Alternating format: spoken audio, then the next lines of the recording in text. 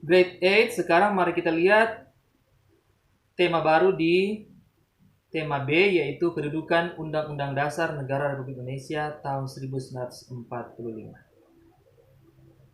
Undang-Undang Dasar Negara Republik Indonesia tahun 1945 dalam kerangka tata urutan perundangan atau hierarki peraturan perundangan di Indonesia menempati kedudukan yang tertinggi. Semua produk hukum di Indonesia seperti undang-undang, peraturan pemerintah, dan peraturan presiden harus dilandasi dan bersumber pada Undang-Undang Dasar Negara Republik Indonesia tahun 1945. Dengan demikian, Undang-Undang Dasar 1945 menjadi dasar hukum. Nah, sekarang mari kita lihat sistematika Undang-Undang Dasar 1945. Sistematikanya terdiri dari A. Pembukaan yang terdiri dari 4 alinea. B. Pasal-pasal. 1. Sebelum perubahan terdiri atas 16 bab. Sesudah perubahan terdiri atas 21 bab. 2. Sebelum perubahan terdiri atas 37 pasal dan sesudah perubahan terdiri atas 73 pasal. 3. Sebelum perubahan terdiri atas 49 ayat dan sesudah perubahan terdiri atas 170 ayat. 4. Sebelum perubahan memiliki 4 pasal aturan tambahan. Sesudah perubahan menjadi 3 pasal aturan peralihan. 5. Sebelum perubahan memiliki 2 ayat aturan tambahan dan sesudah perubahan tetap dengan 2 aturan tambahan. Berikutnya kita lihat sifat-sifat Undang-Undang Dasar 1945.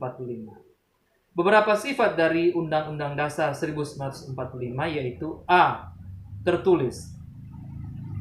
Rumusan Undang-Undang Dasar 1945 tercantum jelas dan menjadi sumber hukum yang mengikat. B. Singkat.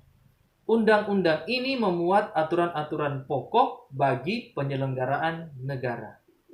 C. Supel.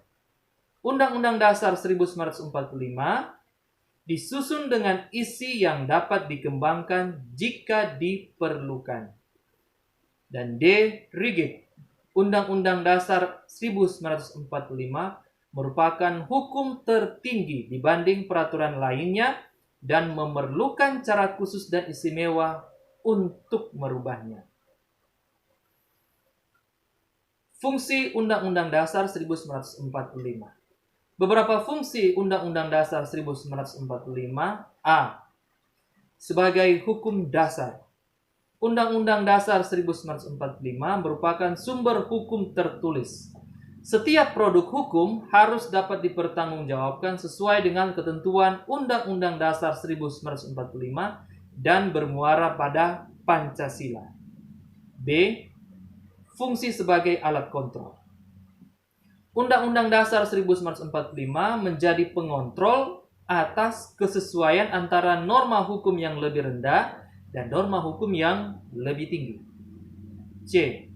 Undang-Undang Dasar 1945 menjadi pengatur tentang cara kekuasaan negara itu disusun, dibagi, dikelola, dan dilaksanakan. Dan D. Fungsi sebagai alat penentu. Undang-Undang Dasar 1945 menjadi penentu dari hak dan kewajiban seluruh warga negara, termasuk para aparat negara. Demikian materi pembahasan PKN kita untuk hari ini.